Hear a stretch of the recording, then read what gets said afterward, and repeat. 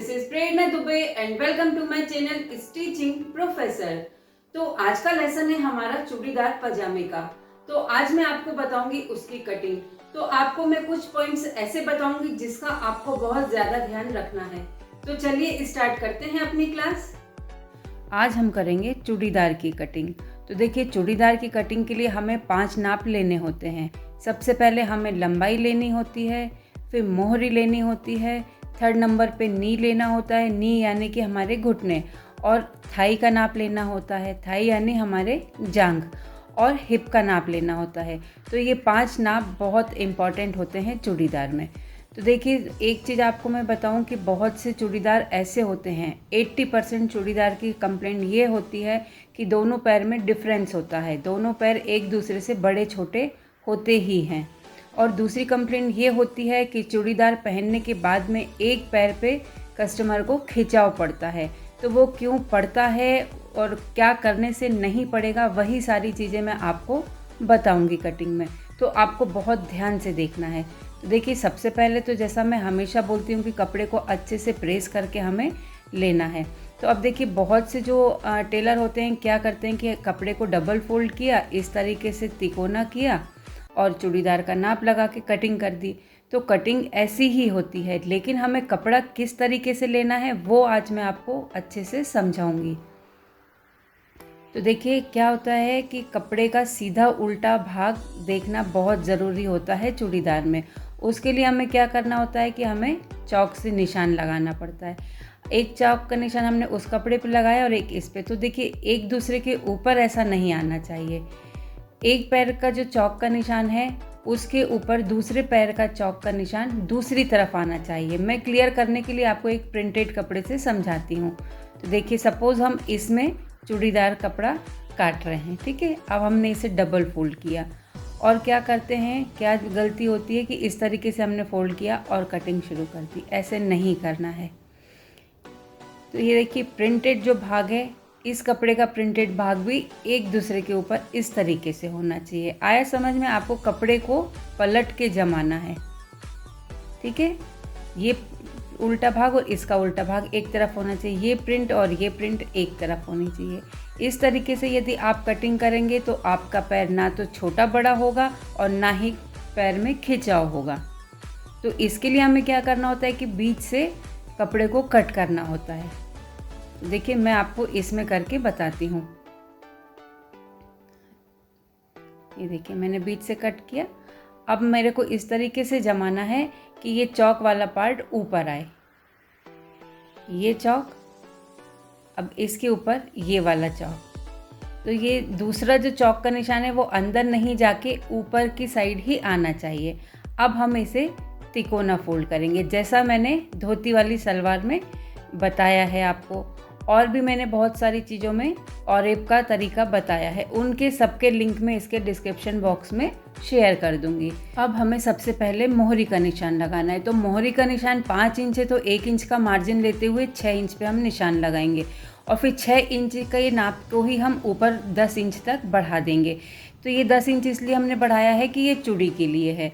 अब 10 इंच से ऊपर हम 17 इंच का निशान लगाएंगे, ये हमारी नी का निशान रहेगा। तो हमारा नी है 10 इंच, तो हम उसका निशान लगा देंगे। अब हम सबसे ऊपर हिप का निशान लगाएंगे। तो आप इस चीज़ का ध्यान रखिएगा कि हिप और नी के बीच में थाई का निशान लगता है। तो हमारा जो भी थाई का नाप होता है उसका हाफ हम यहाँ पर निशान लगा देंगे। अब हमने ये जो भी निशान लगाए हैं इसे हम स्केल की हेल्प से आपस में मिला देंगे। तो देखिए, इस जगह पर हमें ये कर्व वाली स्केल की ज़रूरत पड़ती है। तो ज़रूरत, यदि आपके पास स्केल नहीं है तो भी कोई दिक्कत नहीं है, हम नॉर्मली चौक से भी निशान लगा सकते हैं। तो देखिए, पजामे का जो भी नाप लेते हैं हम वो पूरा फिटिंग कर लेते हैं। हमें कटिंग के टाइम पे उसमें मार्जिन लेते हुए कटिंग करनी होती है। तो चूड़ीदार का नाप किस तरीके से लेते हैं उसका वीडियो भी मैं बहुत जल्दी अपलोड कर दूँगी। तो देखिए, ये जो निशान लगाया है मैंने, ये निशान है सिलाई का। अब इससे 2 इंच बढ़ाते हुए जो मैंने निशान लगाया, ये है हमारी कटिंग का निशान। तो देखिए, हमारी कटिंग कंप्लीट हो गई। अब ये जो 4 पीस निकले हैं साइड से, इसमें से हम 2 हटा देंगे बेल्ट के लिए और 2 पीस से हम ऊपर चूड़ीदार कंप्लीट करेंगे। तो देखिए हमें थोड़ा सा ये जो तिकोना कपड़ा है इसे इस तरीके से जमाना है कि हमारा हिप का नाप पूरा कंप्लीट हो जाए। अब देखिए हम लगाएंगे आसन का निशान। तो आसन क्योंकि हमारा बेल्ट 7 इंच का रहेगा तो हमें इधर पे 9 इंच का निशान लगा लेना है, क्योंकि हमें सीट का जो एरिया है 16 इंच का हमें कंप्लीट चाहिए है, इसलिए हमें 9 इंच का निशान इस पर लगाना पड़ेगा। तो ये देखिए इस तरीके से निशान लगा के हम सीधा इसे कट कर देंगे। आपको क्लियर दिखे इसलिए मैं थोड़ा सा और नीचे करती हूँ। तो ये देखिए ये हमारा पूरा निशान कंप्लीट है। ये देखिए 9 इंच, ये 7 इंच बेल्ट यानी कि पूरा 16 इंच। तो ये देखिए बिल्कुल 16 इंच अपना करेक्ट नाप है, तो इतना ही होना चाहिए। अब इसे मैं कट कर लूँगी, लेकिन अभी आप देखिए जैसे मैंने आपको आगे बताया है उसी तरीके से इस पार्ट को ही मैं आपको अच्छे से समझाऊंगी। देखिए ये दो जो जोड़ हैं ये हमारे ऊपर के साइड के हैं, हमें नीचे के 2 जोड़ अलग से कट करने पड़ेंगे, क्योंकि ऊपर के और नीचे के पार्ट में 1 इंच का अंतर था इसलिए। तो देखिए उसी तरीके से हमें कपड़े को जमाना है और इंची टेप से 17-17 इंच का नाप लगाना है। उसके बाद में हमें कटिंग करनी है। ये देखिए स्केल की हेल्प लेके हम लाइन इसलिए खींचते हैं कि निशान हमारा आड़ा तिरछा नहीं हो। आप टेप रख के भी लाइन खींच सकते हैं। तो देखिए इसे अब हम कट कर लेंगे। अब ये इधर उधर डिस्टर्ब नहीं हो इसके लिए हम इस पे नंबर डाल देंगे। तो देखिए इस पे हमने डाला 2, तो इसे जिसमें जोड़ना है उस पे भी हम डालेंगे 2। पहले तो हम ये दोनों पीस पे 2 डालेंगे और फिर चूड़ीदार के पार्ट पे भी 2-2 लिख देंगे, क्योंकि सिलते टाइम बहुत ज़्यादा प्रॉब्लम होती है यदि ये टुकड़े मिल जाते हैं तो। अब इस पे हम डालेंगे 1-1 और इसके साथ के जो पीस हैं उस पे भी हम डाल देंगे 1-1 नंबर।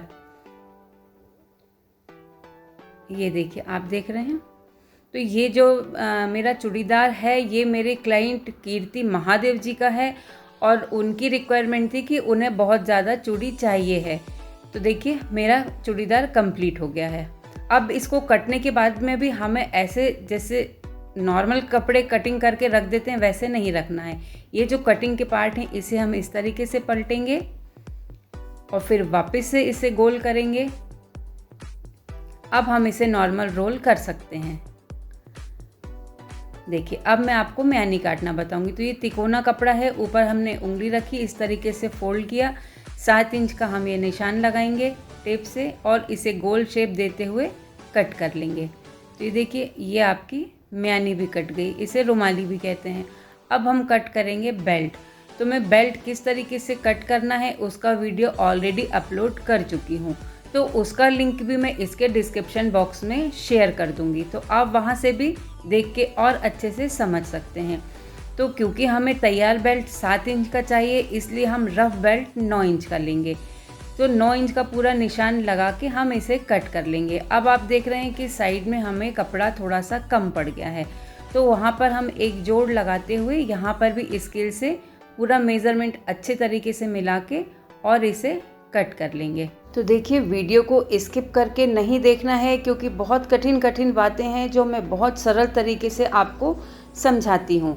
तो स्किप करने से वो सारी बातें निकल जाती हैं, इसलिए मैं बोलती हूँ स्किप करके नहीं देखना है। अब देखिए मैं बेल्ट के भी जो मैंने पीस जोड़े हैं उसमें इस तरीके से चौक का निशान लगाऊंगी जिससे हमें सिलते समय बिल्कुल प्रॉब्लम नहीं हो।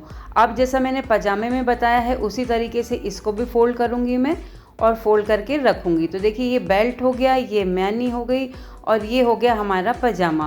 वीडियो कैसा लगा कमेंट करके ज़रूर बताइए, क्योंकि मैं वेट करती हूँ आपके कमेंट्स। अभी आपने देखा कि मैंने आपको चूड़ीदार की कटिंग बहुत सरल तरीके से समझाई है।